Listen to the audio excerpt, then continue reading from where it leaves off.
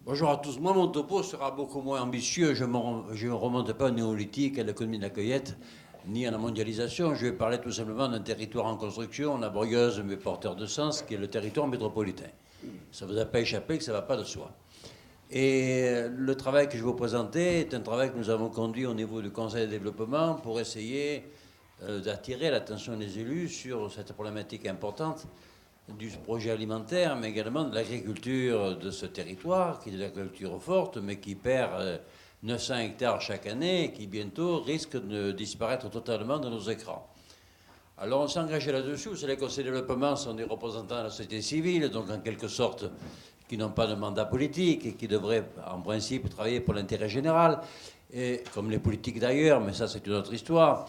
Et c'est à ce titre-là que nous avons, au niveau d'une commission agriculture et cadre de vie, réfléchi sur la question de l'agriculture dans ce territoire-là, avec un certain nombre d'amis qui sont ici, que je remercie pour leur implication dans cette réflexion.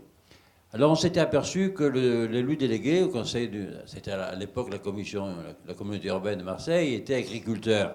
Donc ça nous a intéressé, on était allé voir de près, mais à vérification, il est vraiment propriétaire de la moitié de sa commune, mais son agriculture se limite à un élevage de perdreaux, quelque part dans la montagne.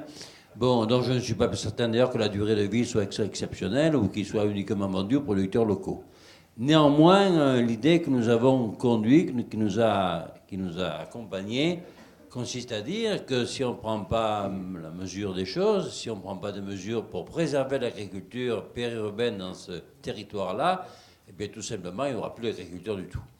Et c'est d'autant plus inquiétant que nous avons une agriculture forte, hein, chacun le sait, dans les productions maraîchères et fruitières, dans l'élevage, etc., et que cette agriculture est toujours considérée comme le territoire où il ne se passe rien, et qui rencontre aujourd'hui des difficultés de foncier, hein, qui atteint aujourd'hui des niveaux prohibitifs, et qui mettent en conflit de façon très très claire les terrains disponibles pour l'agriculture et les terrains nécessaires pour l'urbanisation, les zones d'activité, le développement économique, sachant que nous avons là des besoins importants insatisfaits. Donc nous avons essayé de proposer au Conseil métropolitain, bon, qui était encore à ce moment-là en voie de construction, un certain nombre d'orientations pour souligner qu'il ne s'agissait pas, comme ça a été rappelé, uniquement d'un projet économique, mais c'était aussi un projet social, c'était un projet environnemental, c'était un projet nutritionnel, dans l'intérêt même global de la population locale, bon, qui bénéficie, c'est un avantage comparatif important, de l'agriculture de qualité. Certes, on sait bien évident qu'il ne s'agit pas de vouloir à tout prix ne développer que l'agriculture locale pour les producteurs locaux, hein, on peut avoir envie de manger des bananes, mais rappeler aussi qu'on aurait un avantage important, collectif, à ramener une proximité importante dans les productions et la consommation, parce que bon, les circuits courts, l'agriculture traditionnelle aussi, bon, tout ce qui tourne autour des marchés, nous représente non seulement un avantage important en matière économique, mais également un avantage non secondaire en matière sociologique et un avantage certain en matière alimentaire. On a constaté que la situation était évidemment catastrophique, comme beaucoup d'autres secteurs dans ce territoire-là, sur lequel je ne vais pas insister, mais la réduction régulière des terrains disponibles pour l'agriculture est un phénomène très lourd, très fort, qui d'ailleurs ne se limite pas, et on peut constater avec un certain désespoir que ce n'est pas notre rapport qui a changé les choses. Globalement parlant, bon, 900 à 1000 hectares chaque année sont soustraits à l'agriculture. Et quand on dit quelque part il n'y a rien sur un territoire, ça veut dire généralement qu'il y a de l'agriculture. Le potentiel est assez important, mais globalement parlant, en ces 10 dernières années, on peut constater que les emplois ont diminué de 24%, le travail saisonnier de 30%, et en quelque sorte là, bon, les espaces agricoles perdent 5 à 6% par an régulièrement depuis longtemps, et ça continue sans vergogne. Alors nous, notre souci, c'est de souligner que cette évolution pose des problèmes de conflit que l'on comprend très bien entre les utilisations alternatives du sol dans un territoire qui évidemment est très contraint par les déplacements, très urbanisé, et qui pose d'ailleurs le problème global de la définition même de l'agriculture périurbaine. À partir de quel moment elle est périurbaine ou elle n'est plus?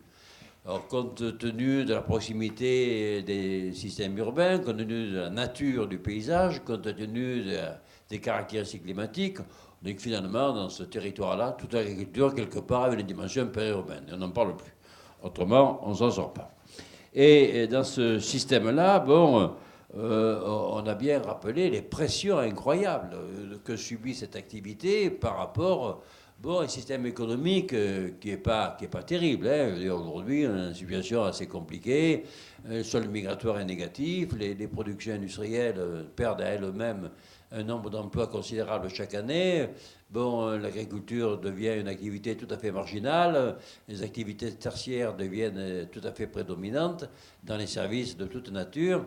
Et tout ça se traduit par une économie languissante que vous connaissez bien, taux de chômage préoccupant et très important, et surtout des modifications territoriales significatives avec, bon, des systèmes, des petites communes autour des grandes villes qui sont celles les plus recherchées par les habitants, bon, par notamment l'économie résidentielle, qui accapare l'essentiel du système économique et qui s'installe généralement en périphérie des petites villes, sur des terrains qui étaient autrefois à vocation agricole et qui deviennent maintenant des terrains d'accueil de populations résidentes dans des lotissements particuliers où règne le bof.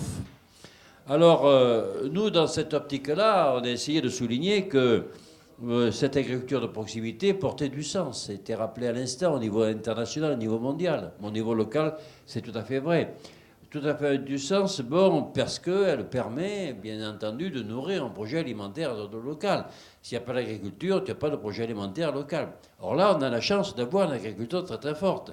Il faut essayer de montrer que cette agriculture peut servir de base à un projet territorial, alimentaire territorial, qui serait là également très influencé, organisé à partir de l'agriculture bio, la nouvelle forme de production agricole, l'agriculture de qualité. Sachant d'ailleurs que toute l'agriculture locale, c'est pas parce qu'elle est locale qu'elle est de qualité. Hein, les tomates et les temps de berle sont absolument immangeables, hein, on est bien d'accord. Il faut faire attention là-dessus. Hein. Bon, il faut souligner aussi que, bon, on se heurte aussi à un problème de prix. Si vous vous baladez au marché d'intérêt national des Arnavants, là, si vous avez un petit matin à 4 heures, vous avez à droite le carré des productions locales et à gauche le carré des productions importées. Et vous constatez que le carré des productions locales qui est fréquenté par les restaurateurs de haut niveau, les épiceries fines ou les épiceries des quartiers favorisés, bon, les produits, c'est du simple double. Vous avez la courgette qui est à 1 euro d'un côté, qui est à 2 euros de l'autre. Je veux dire, alors évidemment, on peut se poser des questions sur l'origine de la courgette. Mais le carré, alors, des productions importées, principalement espagnoles, hein, italiennes, mais très largement espagnoles, a un écart de prix tout à fait considérable. Donc il y a aussi ce problème-là qui tient que pour avoir une agriculture de qualité, encore faut-il prendre en compte aussi le pouvoir d'achat local d'une économie, notamment l'économie de la métropole, qui est très précaire en quelque sorte. Je rappelle d'ailleurs, puisque ce n'est pas le sujet d'ailleurs, que 25% de la population marseillaise est en dessous du seuil de pauvreté. Alors après, vous ne risquez pas de leur vendre des carottes locales à 4 euros le kilo. Hein. Bien. Ceci étant, les avantages d'une agriculture de proximité ont été repérés depuis longtemps, je veux dire, et nous considérons que c'est une chance pour la métropole et que c'est une filière très importante à explorer et qui interpelle notamment les maires et notamment les PLU. Je veux dire, si on ne réserve pas dans les PLU les terrains nécessaires à l'agriculture, on ne risque pas d'avoir une agriculture qui se maintient. Or, sur ce point, on comprend la pression importante qu'ils subissent pour ouvrir à l'urbanisation des terrains qui n'étaient pas, pour faciliter la construction de logements, puisque dans cette société, on assimile le progrès à la quantité et on croit que parce qu'on a plus d'habitants, on a une meilleure qualité. Tu vois. Alors en quelque sorte, cet optique quantitatif soustrait régulièrement des terrains d'agriculture. Et puis bon, il est bien certain aussi qu'en matière de qualité des produits, malgré le problème des prix qu'il ne faudra pas épargner, qui est important, il y a une demande significative de sécurité alimentaire, de qualité des produits qu'on ne peut pas ignorer et qui oppose de façon très très forte et très significative. Il suffit d'ailleurs, lorsque vous achetez vos produits sur un marché ou au supermarché, de voir la différence de qualité. Donc, on considère que la vente directe, que les marchés, etc., participent aussi très largement de la qualité de vie d'un territoire. Et pas uniquement de la pression que pourrait subir telle ou telle activité. Alors, sur ce point, dans ce territoire-là. Nous avons des espaces naturels très très nombreux, des espaces agricoles qui sont encore aujourd'hui significatifs, même s'ils sont, comme je l'ai appelé tout à l'heure, érodés de façon régulière par l'activité économique et tous les équipements qui vont avec, mais qui nous positionnent par rapport à un projet politique qui a été rappelé tout à l'heure, mais qui, vous me l'accorderez, tarde à venir. Alors, derrière là, vous avez quand même des spécificités locales, notamment la pression foncière. Bon, dans lequel, bon, vous voyez aujourd'hui le prix d'un cabanon, ce qui fait que, bon, là aussi, on comprend également la tentation d'un certain nombre d'acteurs économiques, bon, de soustraire, ou alors l'impossibilité pour les agriculteurs de s'implanter, bon, parce que finalement, cette activité, comme chacun sait, est devenue largement héréditaire. Alors, en plus, bon, on voit très bien donc, beaucoup de terrains sont peu à peu déclassés, où les terrains agricoles perdent leur vocation agricole, sont vendus par les anciens agriculteurs sous la pression générale de leurs enfants qui veulent récupérer le pognon. Alors, dans cette situation-là particulière, on peut voir dans ces territoires-là des initiatives très intéressantes et très porteuses de sens. Bon, donc on tombe dans l'expérimental, qui est d'ailleurs au cœur de nos réunions, de ce colloque-là. On voit des expériences intéressantes qui montrent que ça peut marcher si on a envie que ça marche, je veux dire. Mais c'est très ponctuel, c'est pas généralisé, ça ne fait pas l'objet d'une politique globale, c'est pas un projet politique, c'est un schéma à porter. Bon, je ne sais pas si Lambert, tu es conseiller métropolitain? Non, je suis juste député. Bon, bah, ça suffira pas, je veux dire. Hein, bon. Alors on pourrait repérer des initiatives intéressantes sur ce territoire-là. Bon, par exemple, bon, la ferme des Jonquiers à Aubagne, où on voit sur la zone d'activité des Palus, bloquée entre l'autoroute, la voie ferrée, un supermarché, un immeuble insalubre, un agriculteur qui s'est implanté, bon, qui fait des produits bio, qui fait des produits intéressants, qui fait des produits notamment, c'est principalement d'ailleurs les légumes, là, qui gagne bien sa vie. 2 hectares bien placés et irrigués, vous gagnez bien votre vie, au cas où vous auriez envie de vous reconvertir. Bon, mais qui enlève un peu l'idée de l'agriculture paysanne, c'est plus du tout l'agriculteur traditionnel, bon, qui va avec son tracteur sur le champ autour de sa ferme. Il n'y a plus de ferme depuis longtemps, je veux dire.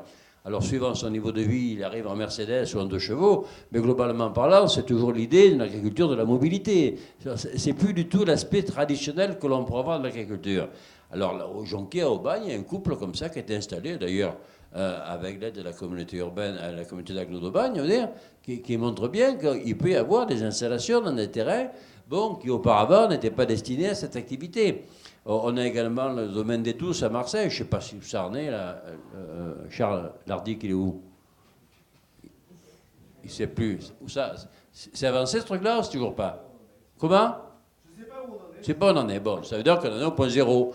Je veux dire, vraiment, ça fait 10 ans que la ville essaie d'acheter un terrain pour installer un agriculteur coincé là-bas à la treille. Je veux dire, bon. C'est-à-dire que c'est très très laborieux. C'est laborieux pour toutes les raisons que j'ai évoquées. On pourrait souligner d'autres exemples, je ne vais pas insister, mais le secteur associatif joue un rôle tout à fait intéressant. Les paniers marseillais, par exemple, Monique pourra en parler, montrent qu'on peut faciliter l'amélioration de l'agriculture par des produits bio de qualité, par de nouvelles techniques de commercialisation, par de techniques de redistribution des produits. Ça marche, je veux dire. Bon, on pourrait également souligner les AMAP, dont chacun connaît à la fois l'ambition et les difficultés, parce que souvent les produits arrivent de très loin. Moi, la map de mon quartier, il arrive d'Ardèche, les gars. Alors, tu vois, en matière d'économie d'énergie, c'est quand même pas évident, quoi. Et puis, bon, là, la terre de Provence, le plan de campagne, qui essaie de donner un peu d'humanité dans ce territoire abominable. On peut également souligner les plateformes paysannes locales. Donc, il y a des trucs, je veux dire, les marchés bio, les épiceries paysannes, il y a des trucs. Mais c'est tellement ponctuel, c'est tellement non reproduit, c'est tellement limité à un groupe, un individu, quelqu'un de convaincu, une association qui s'engage, des producteurs qui sont d'accord, que ce n'est pas ça qui va modifier globalement l'ordre capitaliste, monsieur le professeur. Pourtant, si on regarde un peu les documents d'urbanisme, alors là, nous sommes dans la béatitude de Saint-Matthieu. Tous les Scots des territoires concernés jurent la main sur le papier, si ce n'est sur le cœur, que l'agriculture doit être préservée, que l'agriculture doit être conservée, que c'est un acteur majeur des politiques locales. Vous prenez le SCOT de Marseille, d'Aix, etc. Tous sont dans la même problématique.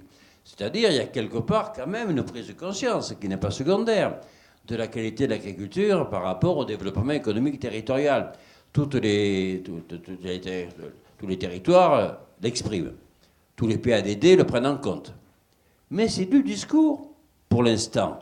Parce que pendant ce temps, on continue à absorber, à urbaniser, à utiliser, d'autant plus que vous avez sur ce territoire-là des besoins considérables. Vous savez que c'est ici qu'il y a le plus de communes carencées par rapport à la loi SRU, par rapport à l'habitat social. Et la principale raison qu'évoquent les maires, c'est qu'il n'y a pas de foncier. Donc les préfets sont amenés eux-mêmes d'ailleurs à utiliser les terrains à vocation agricole pour implanter des logements sociaux. De la même façon, au niveau industriel, on estime qu'il y a encore 1600 hectares qu'il faudrait pouvoir utiliser pour pouvoir implanter de nouvelles activités. Je ne sais pas où on va les trouver, mais enfin, c'est en tout cas l'objectif. Donc, vous voyez très bien, le conflit, il est tout à fait essentiel. Et tous les documents qui sont sur ce point renvoient là-dessus. Mais la vraie question, ce n'est pas tellement le SCOT, quoique dans l'élaboration du SCOT métropolitain, on espère que cette dimension sera prise en compte. C'est vraiment le PLU, je veux dire, c'est le maire, bon, qui dans son système devra faire en sorte que cette agriculture soit préservée. Sachant aussi que vous avez beaucoup de terrains qui sont classés agricoles, mais qui ne sont pas tellement agricoles. Vous avez l'état de Gênes, Pays d'Aubagne, par exemple, un élevage de chiens, de canards. Le mec a 2 poules et 3 chevaux, il se met agriculteur. Donc, quelque part, c'est pas si simple, je veux dire. Hein.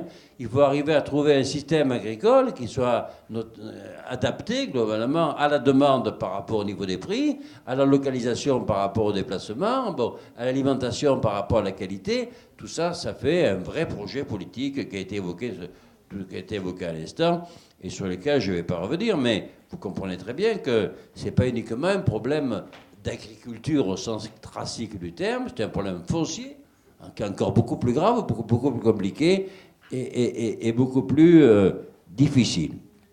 Alors, nous avons proposé au Conseil métropolitain tout un ensemble de dispositions, nous espérons qu'elles sont lues quelque part, bien qu'on n'en soit pas certain, pour essayer de montrer que, bon, dans les grandes orientations de cette métropole laborieuse, on peut imaginer peut-être des innovations importantes en matière d'économie circulaire en général, ou en matière d'économie sociale et solidaire, mais également en matière agricole, pour ne pas avoir un territoire uniquement globalement adapté ou organisé ou structuré par rapport au grand groupe qui a été évoqué tout à l'heure, mais pour inventer un modèle spécifique, car nous avons un avantage considérable d'avoir ici une agriculture de qualité, bon, qui finalement est redispersée au niveau national ou international, sans que la population locale en soit véritablement destinataire ou bénéficiaire.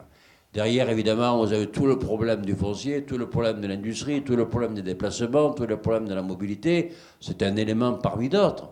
Mais il porte du sens, c'était rappelé à l'instant, le sens de la solidarité, le sens du partage, le sens de l'intérêt général, le sens du bien public, le sens d'une alimentation de qualité, le sens d'une économie de proximité, bon, qui ne serait pas uniquement la traduction globale d'une mobilité généralisée ou d'un système qui serait indépendant des territoires vécus. C'est une ambition tout à fait importante, bon, qui relève à la fois des enjeux économiques, mais également des enjeux environnementaux, évidemment, quand on connaît la place de l'agriculture dans cette activité, également des enjeux citoyens, dans la mesure où chacun, quelque part, peut être impliqué par ce type de problématique. 2 minutes. Bon. Voilà. Donc, voilà. Pour conclure, 1, on a une agriculture très forte. 2, elle disparaît à vue d'œil. 3, tout le monde s'en fout. Et 4, le Conseil métropolitain, pour l'instant, on n'a pas donné l'exemple d'une dynamique particulière. Vous avez vu, sa composition a été laborieuse. Son président n'est pas né d'hier. Je veux dire, on ne voit pas aujourd'hui se dessiner de façon très forte cette ambition que nous partageons. Ils ont réussi d'ailleurs à voter un pacte financier sans chiffres, ce qui est quand même tout à fait exceptionnel, je veux dire. Donc nous sommes encore en situation laborieuse et d'ici 2020, pour peut-être petit à petit transférer cette compétence au niveau collectif et retrouver de façon partagée le sens de l'intérêt général. Merci.